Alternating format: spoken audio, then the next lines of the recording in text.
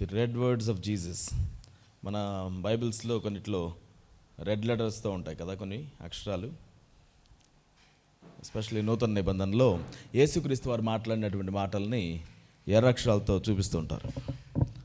So మనం యేసుక్రీస్తు వారు భూమి మీద ఉన్నప్పుడు స్వయంగా ఆయన మాట్లాడినటువంటివి బైబిల్లో పొందుపరిచినటువంటి ఆ మాటల్ని క్రోనలాజికల్గా మనం తీసుకొని వాటిని మనం అధ్యయనం చేయడం ప్రారంభించాం. వాటిల్లో ప్రారంభమైనటువంటిది మనం లూకాసు వార్తలో మనం చూసాము. గడిచిన వారంలో లూకాసు వార్తలో నుంచి మనం చూసినప్పుడు యెరూషలేంలో ఆయన 12 సంవత్సరాల వయసులో ఉన్నప్పుడు తమ తల్లిదండ్రులు ఆయన్ని తప్పిపోయాడేమో అనుకుని చాలా ప్రయాసతో ఆయన వెతుక్కుంటూ వెనక్కి రావడం. ఆ సమయంలో యేసుక్రీస్తు వారు ఆ తల్లిదండ్రులను చూసి చెప్పినటువంటి మాట ఫస్ట్ ఎవర్ రికార్డెడ్ వర్డ్గా మనం చూస్తున్నాం. ఆయన ఏమన్నారు? అప్పుడు ఏమన్నారు? మీరు నన్ను ఎలా వెతుకుతున్నారు? నేను నా తండ్రి పనుల మీద ఉండవలెనని మీరెరుగరా. మనం దాని నుంచి అమూల్యమైనటువంటి సత్యాలను మనం అర్థం చేసుకున్నాం. ఈరోజు మనం అదే క్రోనలాజికల్ ఆర్డర్లో ఆయన మాట్లాడినటువంటి రెండవ రికార్డెడ్ వర్డ్ని మనం గమనించుకొని దాని నుంచి అధ్యయనం చేద్దాం. మత్తయి సువార్త 3వ అధ్యాయం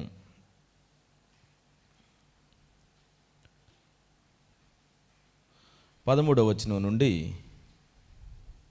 17వ వచనం వరకు వరుసగా ఈ కార్యక్రమాన్ని మనం చదువుదాం. అక్కడ జరుగుతున్నటువంటి వృత్తాంతాన్ని. మత్తయి సువార్త 3వ అధ్యాయం 13 నుండి 17 వరకు నేను చదువుతున్నాను. ఆ సమయమున యోహాను చేత బాప్తిస్మము పొందుటకు యేసు గలిలయ నుండి యోర్దాను దగ్గరనున్న అతని యొద్దకు వచ్చెను. అందుకు యోహాను, నేను నీ చేత బాప్తిస్మము పొందవలసిన వాడనై ఉండగా నీవు నా యొద్దకు వచ్చుచున్నావా అని ఆయనను నివారింపజూసెను. కానీ యేసు, ఇప్పటికి కానిమ్ము, నీతి యావత్తు ఇలాగు నెరవేర్చుట మనకు తగి ఉన్నదని అతనికి ఉత్తరమిచ్చెను. గనుక అతడు అలాగు కానిచ్చెను. యేసు బాప్తిస్మము పొందిన వెంటనే నేలలో నుండి ఒడ్డునకు వచ్చెను. ఇదిగో ఆకాశము తెరవబడెను. దేవుని ఆత్మ పావురం వలె దిగి తన మీదికి వచ్చుట చూచెను. మరియు ఇదిగో ఈయనే నా ప్రియకుమారుడు, ఈయన యందు నేను ఆనందించుచున్నానని ఒక శబ్దము ఆకాశము నుండి వచ్చెను. ఈ వృత్తాంతంలో ఆయన పలికినటువంటి మాటను మన 15వ వచనంలో చూస్తాం. అప్పుడు యేసు అంటున్నాడు, ఇప్పటికి కానిమ్ము, నీతి యావత్తు ఇలాగు నెరవేర్చుట మనకు తగి ఉన్నది. ఇది ఆయన చెప్పినటువంటి రెండవ మాటగా మనం చూస్తాం. మనం సిలువలో పలికిన 7 మాటల గురించి మాట్లాడడం లేదు. రెండవ మాట అంటే ఇదేం రెండవ మాట అని అనుకుంటారేమో. యేసుక్రీస్తు వారు భూమి మీద ఆయన జీవితం మొత్తంలో చెప్పినటువంటి అనేక మాటల్లో మనకు బైబిల్లో పొందుపరిచినటువంటి మాటల్లో మనకి ఇది రెండవ మాటగా మనం చూస్తున్నాం. 12 సంవత్సరాల వయసులో ఆయన మాట్లాడింది మొదటగా చూసాం. ఇప్పుడు మనం చూస్తున్నటువంటిది దాదాపుగా ఆయన తన 30వ సంవత్సరంలో మాట్లాడుతున్నట్టుగా మనం గమనిస్తాం. యేసుక్రీస్తు వారు అప్పటి వరకు ఏం చేస్తున్నారు? ఆ రోజు వరకు యేసుక్రీస్తు వారు తన యొక్క తల్లిదండ్రులతో కూడా ఆయన ఉన్నటువంటి ప్రాంతంలో, ఆ నజరేతు ప్రాంతంలో, ఆ గలిలయ ప్రాంతంలో, ఆ ప్రాంతాల్లో ఆయన తన కుటుంబాన్ని చూసుకుంటూ ఆయన ఎదుగుతూ ఉన్నటువంటి పరిస్థితి. ఆయన వడ్రంగిగా ఎదిగాడు అని చుట్టుపక్కల వాళ్ళు మాట్లాడుకుంటే మనం చూస్తాం. ఈయన వాళ్ళ కుమారుడే కదా అన్నట్టుగా. అప్పటి వరకు ఆయన ఎటువంటి సూచక్రియలు చేశాడు, చేయలేదు అనేటువంటి విషయం బైబిల్ మనకి చెప్తుంది. ఆయన ఇంకా తన సేవా జీవితాన్ని ప్రారంభించలేదు అన్నటువంటి విషయం మనం ఇక్కడ క్లియర్గా చూస్తాం. 30 సంవత్సరాల వయసు వచ్చిన తర్వాత ఆ రోజు ఆయన బయలుదేరి వచ్చాడు. ఆయన ఎక్కడికి వచ్చాడు? రావడం యోహాను వద్దకు వచ్చాడు. ఎందుకు యోహాను ఎవరు? బాప్తిస్మం ఇచ్చి యోహాను. ఎవరైనా బాప్తిస్మం ఇచ్చేటువంటి ఈ యొక్క యోహాను ఎవరి కుమారుడు? జకరియా, ఎలిజబెతుల యొక్క సంతానం. సరిగ్గా దాదాపు 3 నెలలక 6 నెలలకు ముందా? 6 నెలలకు ముందు మరియకు ప్రభువు తన దూత ద్వారా ప్రత్యక్షతనిచ్చే ముందుగా జకరియాకు మందిరంలో ఆయన ప్రత్యక్షతనివ్వడం జరిగింది. వృద్ధాప్యంలో ఉన్నారు మీ భార్యాభర్తలు ఇద్దరు కూడా, అయితే మీకు నేను ఒక సంతానాన్ని ఇవ్వబోతున్నాను అని చెప్పి యోహాను గురించి ఆయన ప్రవచిస్తారు, చెప్తారు, ఇదిగో ఈ విధంగా జరగబోతుంది అని. అయితే జకరియాకు అది నమ్మడం చాలా కష్టంగా ఉంది. అసాధ్యం అనుకున్నటువంటిది ఎలా సాధ్యం అవుతుందా అని క్వశ్చన్ చేయడం ప్రారంభించాడు. దానికి బదులుగానే తనకి పనిష్మెంట్ లాగా ఆ యోసేపు జన్మించేంత వరకు జకరియా నోరు మూయబడింది. ఆ శిశువు జన్మించిన తర్వాత ఇతని పేరు యోహాను అని ఆయన పలక మీద రాసిస్తే ఆ సమయంలో తన నోరు మరలా తెరవబడింది. సో యోహాను, బాప్తిస్మం ఇచ్చి యోహాను కారణ జన్ముడిగా జన్మించాడు అని మనం చూస్తాం. ఈయన ప్రభువగు మరి దేవుడు తన కుమారుడిని పంపించినప్పుడు తన ముందుగా వచ్చేటువంటి మెసెంజర్గా, ఆ మార్గాన్ని సిద్ధం చేసేటువంటి వ్యక్తిగా ఉంటాడు అన్న విషయం వాక్యంలో మనం మలాకీ గ్రంథంలో మనం చూస్తాం. ఆ రాబోయేటువంటి మెస్సయాకు ముందు గుర్తుగా ఆయన ముందుగా ఆ ఒక అరణ్యములో కేక వేసే ఒక శబ్దంలాగా ఈయన వస్తాడు అని. సో వీళ్ళిద్దరు కూడా కజిన్స్ అవుతారు ఫిజికల్గా మనం చూసుకుంటే. ఆయనకంటే ఈయన 6 నెలలు పెద్ద అనుకుందాం. ఇప్పుడు యేసు ఆ సమయంలో బయలుదేరి 30 సంవత్సరాల తర్వాత తన దూరపు బంధువైనటువంటి యోహాను దగ్గరికి బయలుదేరి వెళ్తున్నాడు. యోహాను ఏం చేస్తున్నాడు? అప్పుడు 13వ వచనం, ఆ సమయమున యోహాను చేత బాప్తిస్మము పొందుటకు యేసు గలిలయ నుండి యోర్దాను దగ్గరనున్న అతని యొద్దకు వచ్చెను. ఏ సమయంలో? యోహాను అక్కడ బాప్తిస్మం ఇవ్వడం ప్రారంభించాడు. తన పరిచర్య ప్రారంభమైంది. తను ఎందు నిమిత్తమైతే వచ్చాడో మెస్సయ్యాకు ముందుగా వచ్చినటువంటి వ్యక్తిగా తన యొక్క పరిచర్యను ప్రారంభించుకున్నాడు. అనేక మందిని తమ పాప క్షమాపణ కోసం మారు మనస్సు పొందండి అని చెప్పేసి దేవుని రాజ్యాన్ని గురించి ప్రకటన చేస్తూ అనేక మందికి బాప్తిస్మం ఇవ్వడం ప్రారంభించాడు యోర్దాను నదిలో. ఆ సమయాన యోహాను దగ్గరికి యేసుక్రీస్తు వారు వచ్చారు. అప్పటికి యోహాను మనం పైన చదివితే ఉంటే ఆయన వారితో మాట్లాడుతూ ఉన్నాడు. 7వ వచనంలో 2వ భాగంలో మనం చూస్తాం. అనేకులు బాప్తిసం పొందడానికి వచ్చినప్పుడు యోహాను అంటున్నాడు, సర్ప సంతానమా, రాబో ఉగ్రతను తప్పించుకున్నటకు మీకు బుద్ధి చెప్పిన వాడెవడు? మారు మనసుకు తగిన ఫలం ఫలించండి. ఒక రకంగా యోహాను చాలా ఉగ్ర రూపాన్ని కలిగి మాట్లాడుతున్నాడు. వచ్చిన వారందరూ కూడా భయపడిపోతున్నారు, తమ పాపాలు ఒప్పుకుంటున్నారు, తమ మార్గాలను మార్చుకుంటున్నారు, దేవుని వైపు తిరుగుతున్నారు. అట్లాగా కంచు వంటి స్వరంతో యోహాను అందరినీ కూడా కదిలిస్తూ ముందుకు సాగుతుంటే ఆ సమయమున యోహాను చేత బాప్తిసం పొందడానికి యేసు దిగి వచ్చాడు. గలిలయ నుండి యోర్దాను దగ్గర ఉన్నటువంటి బాప్తిసం ఇచ్చి యోహాను దగ్గరికి వచ్చాడు. 14వ వచనం, అందుకు యోహాను ఆయన చూసి అంటున్నాడు, నేను నీ చేత బాప్తిస్మం పొందవలసిన వాడనై ఉండగా నీవు నా యొద్దకు వచ్చుచున్నావా అని ఆయనను నివారింపచూచెను. మరి ఈయన తనకున్నటువంటి కజిన్గా ఉన్నాడు. మరి యేసు గురించినటువంటి ప్రవచనం తనకు తెలుసు, తన కుటుంబానికి తెలుసు. ఆబ్వియస్లీ తన తల్లిగారు చెప్పుంటారు, మరి ఆయన కలుసుకొని ఉంటాడు. ఈ వృత్తాంతం అంతా తనకైతే తెలిసే ఉంటుంది. బట్ దాన్ని బేస్ చేసుకొని ఆయన అన్నాడా లేదో మనకు తెలీదు. బట్ ఇంకొకసారి నేను అనుకుంటాను, యేసు యొక్క సన్నిధే చాలా స్పష్టంగా తనకు అనుభవించి ఉంటాడేమో. అప్పటి వరకు మిగతా వాళ్ళందరూ రాగానే మారు మనసు పొందండి, మీకు ఎవరు చెప్పారు, ఎవరు మార్చుకోమన్నారు మిమ్మల్ని, బట్ మొత్తానికైతే మార్చుకోండి, ఈ మార్గాలను మార్చుకోండి అని అందరినీ కూడా భయంకరంగా మరి దేవుని యొక్క సన్నిధిలోనికి వారిని ప్రేరేపించి, పాపాలు ఒప్పుకోవడానికి ప్రేరేపించి నడిపించినటువంటి యోహాను యేసును చూడగానే, అయ్యా నేను నీ దగ్గర బాప్తిసం తీసుకోవాలి, నువ్వు నా దగ్గరికి రావడం ఏంటి, నువ్వు నా దగ్గరికి రావడం ఏంటి? ఇక్కడ మనం గమనించుదాం, యేసు బాప్తిసం అనేది మనం అందరం చేపట్టేటువంటి బాప్తిస్మంతో సమానమా, లేకపోతే ఇది ప్రత్యేకమైందా? మనం బాప్తిస్మం తీసుకున్నప్పుడు మనం పాపక్షమాపణ మనం పొందుకొని, మన పాపాలను మనం ఒప్పుకొని పశ్చాత్తాపడి మన బాప్తిసం తీసుకుంటాం, పశ్చాత్తాపడతాం. మన పాపాలను ఒప్పుకొని దేవుడు మన పాపాలను తొలగించాడని నమ్ముతాం. మన పాపాల కోసం ఆయన మరణించాడని మనం నమ్ముతాం. నేను పాపిని అని గుర్తిస్తాం. ఎవరైనా నేను పాపిని అని గుర్తించకపోతే ఆ వ్యక్తి ఎప్పటికీ కూడా క్రైస్తవుడు కాలేడు. మరి యేసుక్రీస్తు వారు బాప్తిసం పొందడం అనేటువంటిది నేను పాపిని అని గుర్తించి బాప్తిసం పొందుతున్నాడా? యేసుక్రీస్తు వారు ఎప్పుడు కూడా పాపం ఎరిగినటువంటి వాడు. ఆయన పాపులలో చేరక ప్రత్యేకంగా ఉన్నవాడు అని వాక్యం అంతా సెలవిస్తుంది. ఆయన ఎప్పుడు కూడా పాపాన్ని ఎరిగినవాడు కాదు. ఆయన మనిషిగా జన్మించినప్పటికీ, దాసుని స్వరూపం ధరించుకున్నప్పటికీ ఎప్పుడు కూడా ఆయన పాపపు స్వభావాన్ని తన జీవితంలో ప్రేరేపించబడనివ్వలేదు, ఆయన పాపాన్ని బట్టి ఆయన జీవించలేదు. అందుకే ఆయన యోహాను సువార్తలో మనం చదువుతాం, నాలో పాపం ఉన్నదని ఎవరైనా స్థాపించగలుగుతారా అని క్వశ్చన్ చేసేటువంటి అధికారాన్ని కలిగిన వాడు ఆయన. సో యేసుక్రీస్తు వారు మరి పాపం చేయకుండా బాప్తిజం ఎందుకు తీసుకోవాల్సి వచ్చింది?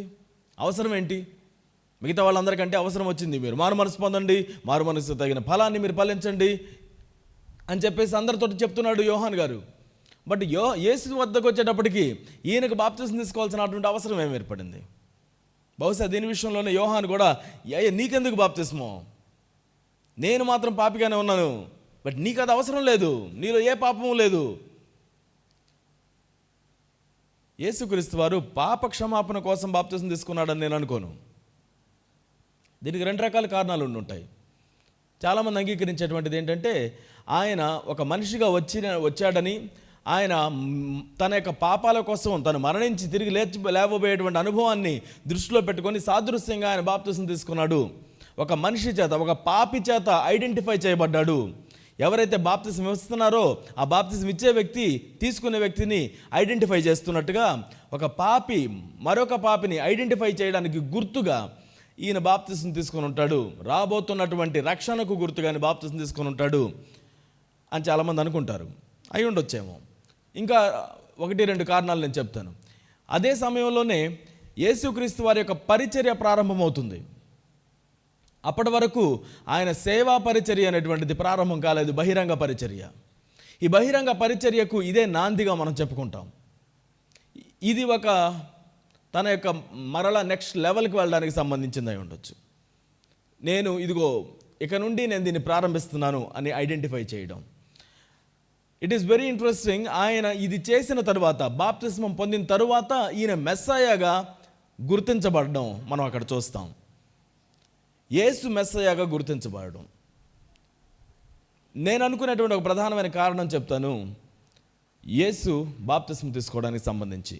అది చెప్పబోయే ముందుగా ఆయన ఏం చెప్తున్నాడు? ఇంతకీ 15వ వచనం యేసు అంటున్నాడు, ఇప్పటికి కానిమ్మో నీతి యావత్తు ఇలాగూ నెరవేర్చుట మనకు తగి ఉన్నది.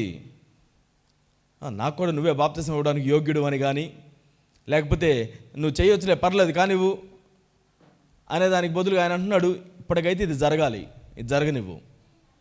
నీతి నిమిత్తము నీతి యావత్తు ఇలాగూ నెరవేర్చుట మనకు తగి ఉన్నది. దీనిలో నీతి ఏముంది? అసలు నీతి అంటే ఏంటి? నీతి అంటే ఏంటి? మనం చెప్తూ ఉంటాం కదా, ఆయన నీతిని, ఆయన రాజ్యాన్ని మొదట వెతకాలి. ఆయన నీతి అంటే ఏంటి? దేన్ని వెతకాలి? ఆయన నీతి అంటే దేవుడు చెప్పినటువంటి దాన్ని చేయడం నీతిగా ఉంటుంది. ఆయన ఏది చెప్తే అది చేయడం నీతి. ఆయన ఏది చెప్తాడో దానికి వ్యతిరేకంగా చేయడం అవినీతి అవుతుంది. ఆయన ఏం చెప్పాడు, ఈయన ఏం చేస్తున్నాడు, వీళ్ళిద్దరితోటి ఆయన అంటున్నాడు, ఇదిగో మన ఇద్దరికి ఇది తగి ఉన్నది, ఇది మనకు తగి ఉన్నది, మన ఇద్దరం చేయాల్సినటువంటిది. We have to fulfill it. ముందు చెప్పబడినటువంటి అనేక ప్రవచనాలకు ముంగుర్తుగా ఈ యొక్క ఉదంతం జరుగుతుందని చెప్పేసి నేను నమ్ముతాను. అసలు ఏం జరుగుతుందంటే, యోహాను గారికి ఈయన మెస్సయ్య అని తెలుసా? ఇందాక మనం అనుకున్నట్టుగా వీళ్ళ ఫ్యామిలీ ఫ్రెండ్స్గా ఉన్నారు, వీళ్ళందరూ తెలుసుంటుందేమోనని. కానీ ఈయన మెస్సయ్య అని గుర్తించడం ఎంత కష్టమో తెలుసా? ఒక్కడే దేవుడు అని గుర్తించేటువంటి వ్యక్తి, ఒక దేవుడే మన మధ్యలో ఉన్నాడు అని గుర్తించడం ఎంతో కష్టమైనటువంటిది. ఈ విషయంలో యోహాను ఇచ్చేటువంటి సాక్ష్యం మనం యోహాను సువార్తలో చదువుతాం. యోహాను సువార్త 1వ అధ్యాయం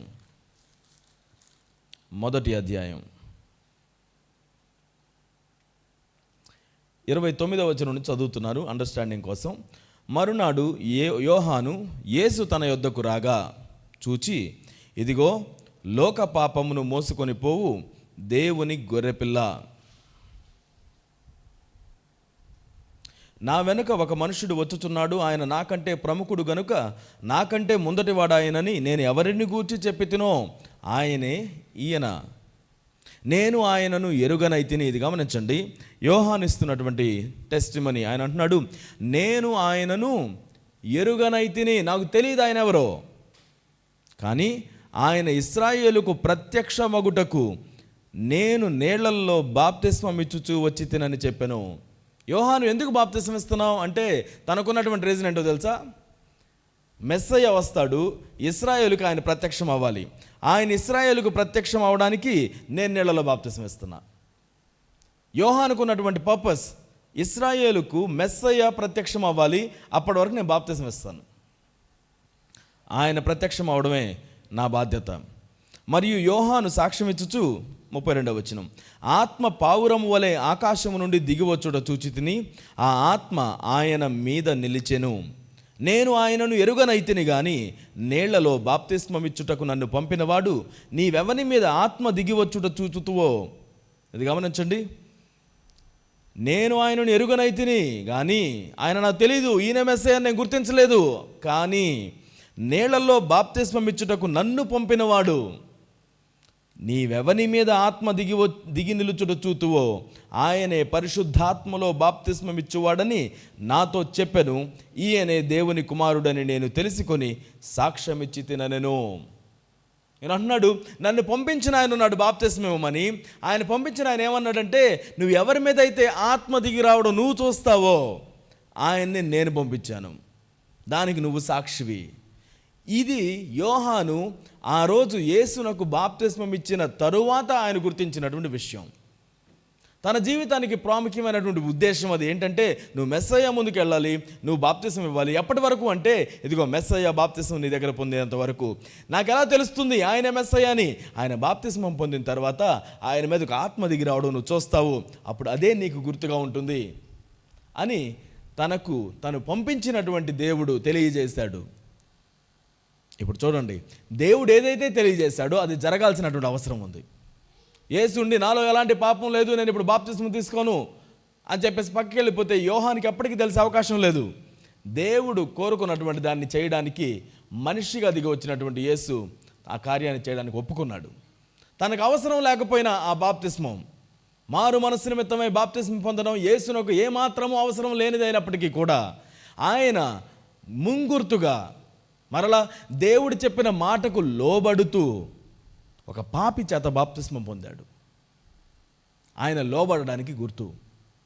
సిలువలో ఆయన వేలాడేటప్పుడు ఒక పాపి చేత కొట్టబడడం, ఒక పాపి చేత తిట్టబడడం ఎలాగైతే ఆయన చేస్తూ వచ్చాడో, అందరి పాపాలను మోసుకొని వెళ్ళి ఉన్నాడో, ఆ రోజు అది ప్రారంభం కావడం మనం చూస్తున్నాం. ఒక పాపి చేతిలో బాప్తిస్మం తనకు తానుగా తీసుకోవడానికి ఆయన ముందుకు వెళ్ళాడు. అయితే దేవుడు చెప్పింది చేయిస్తూ వెళ్ళారు కాబట్టి ఆయన అంటున్నాడు, ఇప్పటికి ఇలా జరగాలి, ఇది కానివ్వు, ఇది జరగాల్సింది, దిస్ హ్యాస్ టు హ్యాపెన్. దేవుడు ఇది కోరుకున్నాడు, let it happen, let it happen. దేవుడు నీ జీవితంలో ఇదిగో I want to go through something అని చెప్పి నీకు బయలుపరిచాడని అనుకుందాం. అది నీకు అస్సలు నచ్చదు అనుకుందాం. Do you still go through it? ఇదేంటి ప్రభువా, ఇది నాకు పరువు తీసేసినట్టుగా ఉంది, నేను ఎలా చేస్తాను? ఒకప్పుడు నువ్వు బాగా సంపాదించేటువంటి ఒక మంచి వేతనాన్ని కలిగినటువంటి ఒక జాబ్ ఉంది. ఆ జాబ్ తీసేసి నువ్వు వేరేది చేయమని దేవుడు నిన్ను ప్రేరేపించొచ్చాము. ఇంతకు ముందు కంటే నువ్వు తక్కువ సంపాదనలో ఉండొచ్చాము ఈ క్రొత్త జాబ్లో. నువ్వు దాన్ని ఇష్టపడతావా? దాని నుంచి దీనికి రావడానికి ఇష్టపడతావా? ఇంతకుముందు ఒక పెద్ద పొజిషన్ నీకు ఉండొచ్చు, ఆ పొజిషన్ తీసేసి ఇదిగో నీకు ఎలాంటి గుర్తింపు లేని ఈ పొజిషన్ నువ్వు తీసుకో అని దేవుడు చెప్తే నువ్వు తీసుకోవడానికి ఇష్టపడతావా? ఒకవేళ అది దేవుడే చెప్పాడన్నటువంటి స్పష్టత నీకుంటే అది చేయడం నీతి యావత్తు నువ్వు దాన్ని చేయవలసిన వాడిగా ఉన్నావు. ఆయన చెప్పాడు కాబట్టి దాన్ని చేయడానికి నువ్వు ముందుకెళ్ళడం నేర్చుకోవాలి. ఎందుకంటే దేవుడు చెప్పింది ఎప్పుడు కూడా సరి అయినదే, ఆయన చిత్తం ఎప్పుడు కూడా సరి అయిందే. ఆయన చిత్తం మనకు నచ్చిద్దని కాదు, మన కోరికలను నెరవేర్చేదిగా ఉంటుందని కాదు, కానీ ఆయన చిత్తం ఎప్పుడు కూడా సరి అయినదే అన్న విషయం మనం గుర్తుపెట్టుకోవాలి. ఆయన చిత్తం గురించి మనం రోమిలకు రాసిన పత్రికలో ఏం చదువుతాం? 12వ అధ్యాయంలో ఆయన చిత్తానికి ఉన్నటువంటి క్యారెక్టరిస్టిక్స్ ఏంటి? 2వ వచనం 12:2, మీరు ఈ లోక మర్యాదను అనుసరింపక ఉత్తమమును అనుకూలమును సంపూర్ణమై ఉన్న దేవుని చిత్తమేదో పరీక్షించి తెలుసుకొనున్నట్లు మీ మనస్సు మారి నూతన మొగట వలన రూపాంతరము పొందుడి. ఆయన చిత్తం ఉత్తమమైనది, అనుకూలమైనది, సంపూర్ణమైంది. ఆయన చిత్తాన్ని మనం గుర్తించి తెలుసుకోవాలి. మన మనస్సు మారాలి, నూతనం అవ్వాలి, రూపాంతరం చెందబడాలి.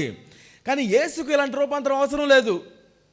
ఆయన ఎప్పుడు కూడా దేవుడిగానే ఉన్నాడు, ఆయన ఎప్పుడూ మంచివానిగానే ఉన్నాడు, ఆయనలో ఎలాంటి చీకటి లేనటువంటి వ్యక్తిగా ఉన్నాడు. వెలుగుగా ఉన్నాడు. యోహాను పత్రికలో అదే రాస్తాడు, యోహాను సువార్తలో, ఆయన వెలుగై ఉండెను కానీ చీకటి ఆయనను గ్రహింపకుండెను. వెలుగుగా ఉన్నటువంటి దేవుడు, దేవుని చిత్తం ఎలాంటిదైతే అది చేయడానికి ముందుకెళ్ళడం మనం యేసు జీవితంలో మనం చూస్తాం. గెత్సెమనే వనంలో ఆయన ఆ రోజు ఒక మనిషిగా ఆయన ప్రయాసపడుతున్నాడు. దేవా, నీ చిత్తం అయితే దీన్ని నా దగ్గర నుంచి తొలగించు, కానీ నీ చిత్తాన్నే జరిగించు, నీ చిత్తాన్నే జరిగించు.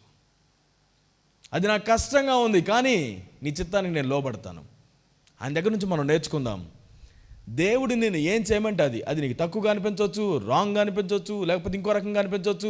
దేవుని వాక్యానికి సమతూకంగా ఉన్నటువంటి దేవుని మాటను మనం లోబడ్డానికి ఎల్లప్పుడూ కూడా ముందుకెళ్ళాలి. కొన్నిసార్లు మనకు అనిపిస్తుంది, ఇదిగో పర్వాలేదులే, ఇది చిన్నదే కదా, ఈ చిన్నదానిలో మనం కాంప్రమైజ్ అయిపోతే మన జీవితం బాగుపడిపోతుంది. So let us just compromise. తర్వాత దేవుని దగ్గరికి వెళ్ళి క్షమాపణ కోరుకోవచ్చు. దేవుని నీతికి మనం వ్యతిరేకంగా నిలబడుతూ మన స్వంత ఆలోచన చొప్పున మనం చేసుకుంటూ వెళతాం. లంచగొండిగా మిగిలిపోతుంటాం. ఏదో షార్ట్ కట్స్ కోసం, ఎవరో రికమెండేషన్స్ కోసం ప్రాధాయపడుతూ మనం తిరుగుతూ ఉంటున్నాం. ఇవన్నీ గమనించండి. మనం మనుషులను ఆశ్రయిస్తున్నప్పుడు దేవుణ్ణి ఆశ్రయిస్తున్నావు అని చెప్పుకోవడంలో అర్థం ఏంటి? నువ్వు రెండిట్లో ఒకళ్ళని నువ్వు ఆశ్రయించగలుగుతావు. నువ్వు మనుషులను ఆశ్రయిస్తున్నావా, దేవుణ్ణి ఆశ్రయిస్తున్నావా? దేవుడు చెప్పిన దాన్ని చేయడానికి ఇష్టపడుతున్నావా, మనుషులు చెప్పిన దాన్ని చేయడానికి ఇష్టపడుతున్నావా? పేతురు, యోహాన్లు యేసుకు సాక్షులుగా జీవిస్తూ శిష్యులుగా గొప్ప కార్యాలను చేయడం ప్రారంభించారు పెంతెకోస్తు దినం తర్వాత. 3వ అధ్యాయం అపోస్తలుల కార్యంలో మనం చూస్తాం. ఒక అవిటి వారిని లేపి నిలబెట్టిన తర్వాత పెద్దలు, యాజకులు వీరందరూ వారిని పిలిపించి కొట్టిపించి వారు అడుగుతారు, ఇదిగో మా మాటనే మీరు వినాలి, మేము చెప్పిందే మీరు చేయాలి, యేసు నామములో మీరు బోధింపకూడదు, యేసు నామములో మీరు ఏం చేయకూడదు అని వారికి గట్టిగా ఖండితంగా ఆజ్ఞాపించారు. వారు సింపుల్గా ఏం చెప్పారు? మేము మనుషుల మాట వినాలా, దేవుని మాటకు వినాలా? ఎవరికి లోబడాలి? ప్రతికూల పరిస్థితుల్లో కూడా దేవునికి లోబడ్డం మనం నేర్చుకోవాలి. యేసుక్రీస్తు ఒక పాపి ముందు నిలబడి, అయ్యా నాకు బాప్తిస్మం ఇవ్వు అని దిగడం ఎంత కష్టతరమైందో తెలుసా? అయినప్పటికీ కూడా దేవుడు దీన్ని కోరుకుంటున్నాడు. దేవుడు దీన్ని జరగాలని చెప్పేసి ఆయన ముందుగానే ప్రవచించాడు. జరగాలని చెప్పేసి ఆశపడ్డాడు.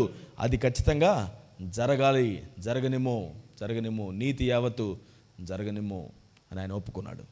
అది ఆయన చేయగానే తండ్రి అయిన దేవుడు ఏమంటున్నాడు? Let us read up.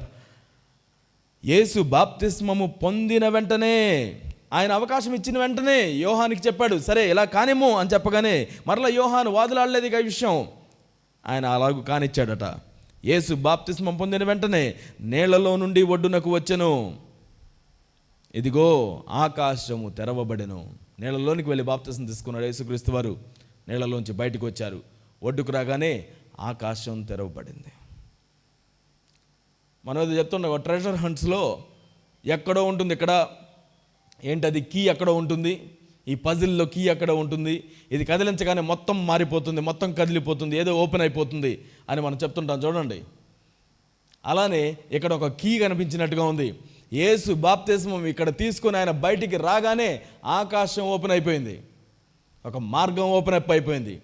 తండ్రితోటి మనిషికి కోల్పోయినటువంటి సంబంధం ఎలాగైతే మూతబడిపోయినట్టుగా ఉందో, ఇది ఒక రకంగా తెరవబడుతుంది అని చూపించేటువంటి ఒక కార్యంలాగా అనిపిస్తుంది నాకు. ఆకాశం తెరవబడుతుంది. దేవుని ఆత్మ పావురం వలె దిగి తన మీదకి రావడం యోహాన్ చూడడం మనం చూస్తున్నాం. అక్కడ ఒక స్వరం వినపడుతుంది, ఇదిగో ఈయనే నా ప్రియ కుమారుడు, ఈయన యందు నేను ఆనందించుచున్నానని ఒక శబ్దము ఆకాశం నుండి వచ్చును. గమనించండి, దేవుని చిత్తాన్ని చేసేటువంటి వారందరి గురించి దేవుడు సంతోషిస్తున్నాడు. దేవుని చిత్తం చొప్పున జీవించడానికి నువ్వు నిర్ణయించుకుంటే ఆయన ఎప్పుడు కూడా మనల్ని బట్టి ఇంకా ఏదో ఆశించే వ్యక్తిగా ఉండడం. ఆయన అంటున్నాడు, భళా నమ్మకమైన మంచి దాసుడా, you have done really well. ఆయన అంటున్నాడు, ఈయన నా ప్రియ కుమారుడు, నేను ఈయన యందు ఆనందించుచున్నాను. యేసు ఇంకా ఏమీ చేయలేదు. అప్పటికి బహిరంగ పరిచర్యలో అపవాదిని జయించడానికి ఇంకా ఆయన వెళ్లాల్సి ఉంది. దాని తదుపరి ఇంకా గొప్పగా ఆయన బోధించాల్సినటువంటి అవసరం ఉంది. అందరినీ శిష్యులుగా చేయాల్సినటువంటి అవసరం ఉంది. అనేక మందిని స్వస్థపరచడం, సూచక క్రియలు చేయాల్సినటువంటి అవసరం ఉంది. చివరిగా తన ప్రాణం పెట్టాల్సినటువంటి అవసరం ఉంది. వాటన్నిటినీ ఏమీ చేయకముందే ఒక్క విషయంలో ఆయన ముందుకు వెళ్ళి తల వంచుకొని బాప్తిసం తీసుకొని బయటికి రాగానే ఆకాశం తెరవబడి ప్రభు అంటున్నాడు, ఈయన యందు నేను ఆనందించుచున్నాను, ఈయన నా ప్రియ కుమారుడు. నేను దేవుని కోసం ఒక అడుగు ముందుకేసినప్పుడు, ఆయన కోసం నువ్వు నిలబడినప్పుడు దేవుడు మనల్ని బట్టి ఎంత ఆనందిస్తున్నాడో మనం గమనించుకోవాలి. ప్రియ సహోదరి సహోదరుడా, అర్థం చేసుకోండి, దేవుడు మన యందు ఆనందించుచున్నాడు. ఈవెన్ పాత నిబంధనలో యోబు యొక్క వృత్తాంతాన్ని మనం చదువుతున్నప్పుడు మనకు అర్థమవుతుంది. ఆ పరలోకంలో దేవుని యొక్క సన్నిధిలో అపవాదితో ఆయన మాట్లాడుతూ, ఇదిగో నా కుమారుడు నువ్వేమైనా చేయగలిగావా, ఆయన నువ్వేమైనా కదిలించగలిగావా? అట్లాంటి వాడు ఇంకెవరు లేరు. ఒక వ్యక్తి గురించి దేవాది దేవుడిచ్చేటువంటి టెస్టిమనీ, నీ గురించి నా గురించి కూడా దేవుని పక్షాన నిలబడడానికి నువ్వు నిర్ణయం తీసుకున్న ప్రతిసారి, ఒక్కొక్క అంశం గురించి నువ్వు ముందుకు వెళ్ళిన ప్రతిసారి దేవుడు చూసి అంటున్నాడు, ఈయన నా ప్రియ కుమారుడు, ఇతను నా ప్రియ కుమారుడు, ఈయన నేను ఆనందించుచున్నాను. I'm really well pleased. One step at a time దేవుని యొక్క నీతిని జరిగించుచు మనం ముందుకు వెళ్ళడానికి మనం నిశ్చయించుకోవాలి. ఆయన నీతిని, ఆయన రాజ్యాన్ని మొదట వెతకాలి. యేసుక్రీస్తు వారు ఇదిగో ఆయన నీతిని మనం వెతుకుదాం. నీతి యావత్తు దీన్ని జరగనేమో. Let us fulfill this. ఈరోజు మనం అర్థం చేసుకుందాం, దేవుని నీతి ఇది అని తెలిసినా దానికి బదులుగా శోధనల్లో పడిపోతూ అవినీతిని చేయడానికి మనం ఇష్టపడుతున్నామా? నీది కాని దాన్ని ఆశిస్తూ వేరే వారితో మన జీవితాన్ని కంపేర్ చేసుకుంటూ, మనకు దేవుడు అనుగ్రహించినటువంటి వాటిలో ఏమాత్రం సంతృప్తి లేకుండా, అసంతృప్తి, ఏదో వెలితితోటి, ఎంత సంతోషంగా ఉండాల్సిన సమయంలోనైనా ఏదో ఒక విధంగా దానిని మార్చివేసుకుంటూ, మన జీవితాల్లో ఎల్లప్పుడూ ఆనందంగా ఉండాలని పిలువబడినటువంటి మనం ఏదో దేవుడు లేనట్టుగా, ఆయనను ఎరుగినటువంటి జనాల వలె, ఎలాంటి నిరీక్షణ లేనటువంటి జనం వలె మన జీవితం గురించి చింతపడుతూ బ్రతికేస్తున్నామా? అపవాదికి లోబడి తమ శరీర కార్యాలను నెరవేర్చుకుంటూ, వారికి అనిపించిందే చేసుకుంటూ, ఇదే ట్రెండ్ అని భావించేటువంటి యువతరాన్లాగా మన జీవితాన్ని దేవుని ఎరిగి ఉండి కూడా మన మనస్సుకు నచ్చినట్టుగా జీవించుతూ మనం ముందుకెళ్తున్నామా? ఈరోజు యేసు యొక్క జీవితంలోంచి మనం నేర్చుకుందాం. ఆయన దేవుని నీతిని నెరవేర్చడానికి ముందుకు వెళ్ళాడు. దేవుని నీతి ఇదే. దీని నుంచి పారిపోవడం, ఈ పాపము నుంచి, ఈ శోధన నుంచి పారిపోవడమే దేవుని నీతి అని నువ్వు గుర్తిస్తే పారిపోము. నీకున్నటువంటి అలవాటు దేవునికి నిన్ను దూరం చేస్తుంది అని అంటే దేవునికి దగ్గరగా వెళ్ళడమే నీతి అని గుర్తించి అక్కడ నుండి లేచి వెళ్ళిపో. అలవాటు నుంచి తప్పించుకో, దాని నుంచి పక్కకు వచ్చేసాయి. నీ శరీరం నిన్ను నాశనం చేస్తుందంటే ఉపవాసం ఉండి ప్రార్థించు, ఆయన సన్నిధిలోనికి వెళ్ళి ఆయనకు మొరపెట్టుకో. దేవుడు నీకు వాగ్దానం చేసిన వాటన్నిటిని ఆయన నెరవేర్చేవాడై ఉన్నాడు. మనం వాగ్దానం చేసినటువంటి వాటివన్నింటినీ నెరవేర్చడం ఎవరి చేతనవుతుంది? మనమే చేయాలి కదా. దేవా నేను ఎలా చేస్తాను, దేవా నేను అలా ఉంటాను, ఇక్కడ నుంచి దేవా నేను ఎలా ఉంటాను, ఎన్ని ప్రార్థనలు చేశాం. ఈ ప్రార్థనలన్నిటికీ ఎవరు జవాబుదారీ? మనమే నిలబడాలి. ప్రభువా మీరు నాతో ఇది మాట్లాడారు చేయమని. ఎందుకు తీసుకున్నావు ఆ నిర్ణయం? వాక్యం చదివేటప్పుడు ఎందుకు తీసుకున్నావు ఆ నిర్ణయం? వాక్యం వినేటప్పుడు ఎందుకు తీసుకున్నావు ఆ నిర్ణయాన్ని? దేవుడు నీతో మాట్లాడాడు కాబట్టి నువ్వు నిర్ణయం తీసుకున్నావు. దాన్ని ఎలా పడితే అలా వాడకు. భయభక్తులు కలిగి దేవుడు కోరుకున్నటువంటి దాన్ని మన జీవితంలో నిజముగానే దాన్ని పాటించేటువంటి వారిగా మనం జీవించుదాం. ఆ విధంగా ఒక్కొక్క స్టెప్ మనం పాటించి మనం ముందుకు వెళుతూ ఉంటే దేవుడు ఆయన మనల్ని చూచి ఎంతో సంతోషించేటువంటి దేవుడిగా ఉన్నాడు, ఆనందించేటువంటి దేవుడిగా ఉన్నాడు. He is not looking for perfection, he enjoys every single bit of it.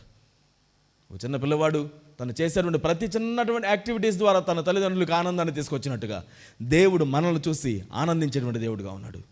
Is not that to judge you, ఏదో నిన్ను కఠినంగా శిక్షించాలని కాదు దేవుడు అక్కడ ఉంటుంది. He wants to grow you, he wants to equip you. నువ్వు పడినప్పుడు నేను చేయి పట్టుకుని లేపేటువంటి దేవుడు ఆయన. మందలిస్తాడేమో కానీ ఖచ్చితంగా చేయి పట్టుకుని లేపేటువంటి దేవుడు ఆయన. అల్పవిశ్వాసి ఎందుకు సందేహపడ్డావు, మునిగిపోతున్నావు పేతురు ఎందుకు? మందలించాడేమో కానీ చేయి పట్టుకుని మాత్రం పైకి లేపి మరలా అదే నీటి మీద నడిచే విధంగా దేవుడు చేశాడు. ఏదో పేతురుని ఎత్తుకొని తీసుకుని వెళ్ళలేదు, మరలా నీటి మీద నడిపించి తీసుకుని వెళ్ళాడు. ఈరోజు ఆయన సన్నిధిలో నిన్ను పరీక్షించుకొని దేవుని నీతిని నెరవేర్చడానికి నిన్ను సిద్ధం చేసుకుందాం. అది దేవునికి ఆనందాన్ని తీసుకొని వస్తుంది. నీవు నేను దేవునికి ఆనందం తీసుకుని రాగలిగితే అంతకు మించి మన జీవితంలో ఏముంటుందండి?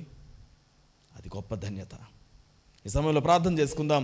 యేసు ప్రభు వలె, దేవా నాకెంత కష్టమైందనే, నాకు అది అవసరం లేదేమో అని అనిపించినా నీ చిత్తాన్ని చేయడానికి, నీతిగా జీవించడానికి నేను ముందుకు వస్తాను ప్రభువా అని తీర్మానం చేసుకుందాం. He has done it all. ఆ రోజు నుంచే యేసు పరిచర్య ప్రారంభమైంది, యోహాను పరిచర్య అంతమైంది. యోహాను ఆయనకు సాక్షిగా నిలబడగలిగాడు.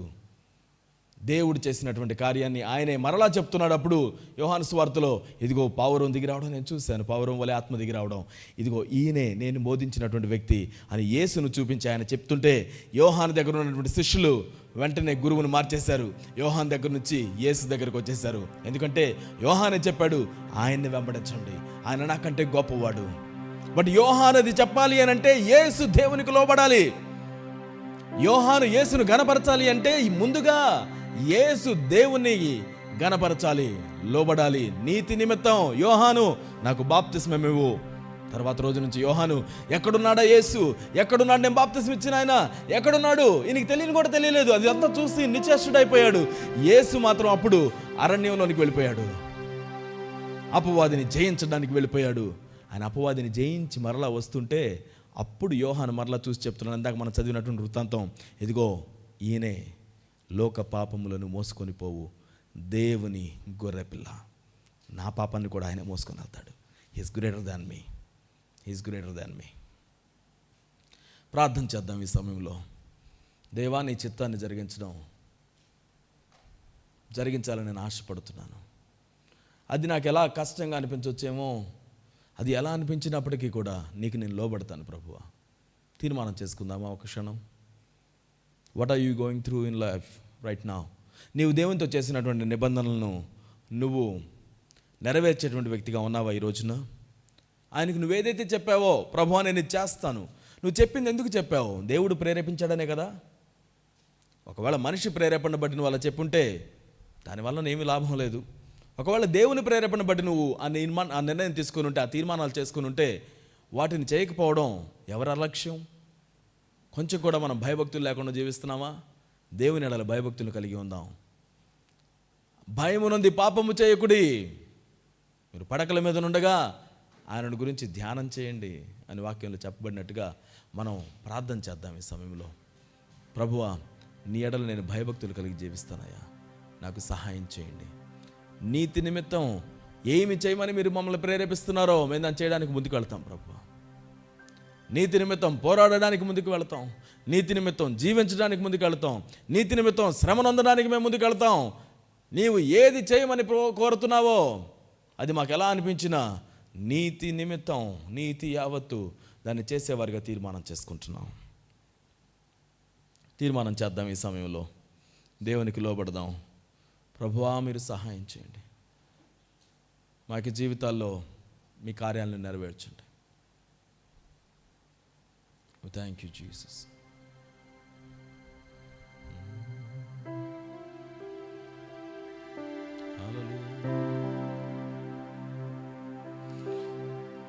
శరీర క్రియలన్నీ నాలో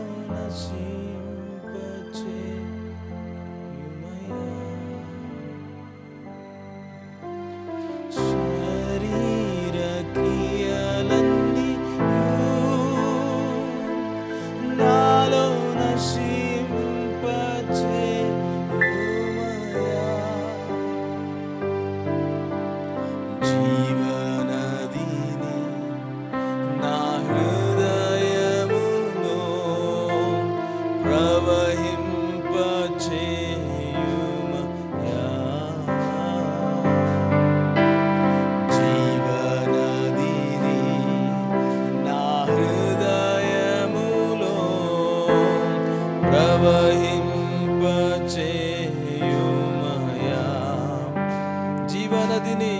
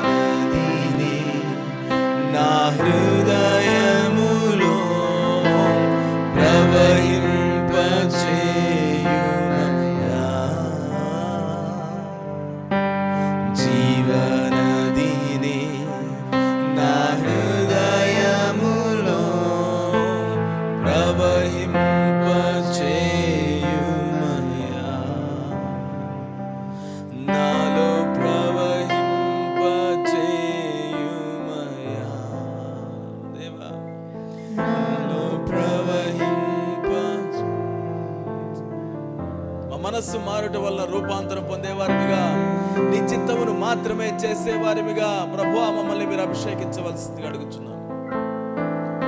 ఆ రోజు యేసు ఆ నీటిలోనికి వెళ్ళి బాప్తిస్మం పొందినప్పుడు పరిశుద్ధాత్మలో బాప్తిస్మం ఇచ్చేవానిగా తను ప్రత్యక్షపరుచుకొని ఉన్నాడు. మీ చిత్తాన్ని మేము చేయడానికి ఒక అడుగు మేము ముందుకు వేస్తే, ఇదిగో మా యొక్క పిలుపులో మీరు మరొక మెట్టుకు మమ్మల్ని ఎక్కిస్తున్నారు. అయ్యా, మేము ఆ యొక్క మెట్టుకు ఎక్కడానికి కృతజ్ఞత పూర్వకంగా నిలబడడానికి మీరు మాకు సహాయం చేయండి. ఆ రోజు అబ్రహాముకి మీరు ఆజ్ఞాపించినప్పుడు తన కుమారుణ్ణి తీసుకుని వెళ్ళాలి అని, ఇదిగో ఆ మెట్టు తను ఎక్కిన వెంటనే విశ్వాసులకు తండ్రిగా కొనియాడబడ్డాడు. ఇదిగో మేము తీసుకున్నటువంటి నిర్ణయాలు నీ చిత్తానుసారంగా ఉండులాగున మేము జాగ్రత్త వహించడానికి, మేము అటు రీతిలో ఎదగడానికి మీరు మా కృప చూపించి నడిపించవలసిందిగా ప్రార్థిస్తున్నాం. యేసు, ఇదిగో మమ్మల్ని మీరు జ్ఞాపకం చేసుకుని, ఇదిగో మా యొక్క పాపములు మీరు మోసుకొని పోవచ్చున్నారు, దాని అంతటి నిమిత్తమే మీరు ప్రాణాన్ని పెట్టబోచున్నారు అన్న దాని అంతటికి ముంగుర్తుగా బాప్తిస్మాన్ని మీరు తీసుకోవడం మేము చూస్తున్నాం. పాపము లేనప్పటికీ, ఏమాత్రం బాప్తిస్మం అవసరం లేనప్పటికీ, ఇదిగో మీరు మాత్రం తండ్రి అయిన దేవుని యొక్క ఆజ్ఞ ప్రకారముగా నీతి యావత్తు దాన్ని మీరు జరిగించినట్లుగానే ప్రభువా, మేము నీతి యావత్తు మేము తీసుకునే నిర్ణయాలను జీవించడానికి కృప చూపించి నడిపించవలసిందిగా ప్రార్థిస్తున్నాం. ఈరోజు ఎంతమంది అయితే తమ యొక్క తీర్మానాలను మరలా పునఃస్థాపించుకొని, ఇదిగో నేను అది చేశాను ప్రభువా, ఆ రోజు చెప్పాను నేను ఇలా జీవిస్తానని, కానీ మరలా వెనకకు తగ్గిపోయాను, ఇక నుంచి నేను మరలా మార్చుకుంటాను, నా నడతను మరలా నా అలవాట్లను నేను మార్చుకుంటాను అని తీర్మానం చేసుకునిచున్నారు. వారి తీర్మానాన్ని మీరు బలపరచండి ప్రభువా. మరలా తిరిగి నూతనమైనటువంటి వారిగా నీ యొక్క సన్నిధిలో వారు నిలబడడానికి కృప చూపించి నడిపించండి. మమ్మల్ని అందరినీ కూడా మీ యొక్క సన్నిధిలో బలపరుస్తున్నందుకు నీ కృతజ్ఞతాస్తుతులు చెల్లించుకుంటూ మా సమస్తాన్ని మీకు సమర్పించుకుంటూ యేసు అతి శ్రేష్టమైన నామములో ప్రార్థించి అడిగి వేడుకొని పొంది ఉన్నాము తండ్రి, ఆమేన్. ఇప్పుడు మన తండ్రి అయిన దేవుని ప్రేమయు, కుమారుడైన క్రీస్తు యేసు కృపయు, పరిశుద్ధాత్మ దేవుని అన్యోన్య సహవాసం కూడి వచ్చిన మనందరి చుట్టూ, సకల పరిశుద్ధుల చుట్టూ ఎలా వెళ్ళలా తోడయండి, సర్వసత్యంలోనికి నడిపించి కాపాడునుగాక. Amen, amen. God bless you. Praise the lord.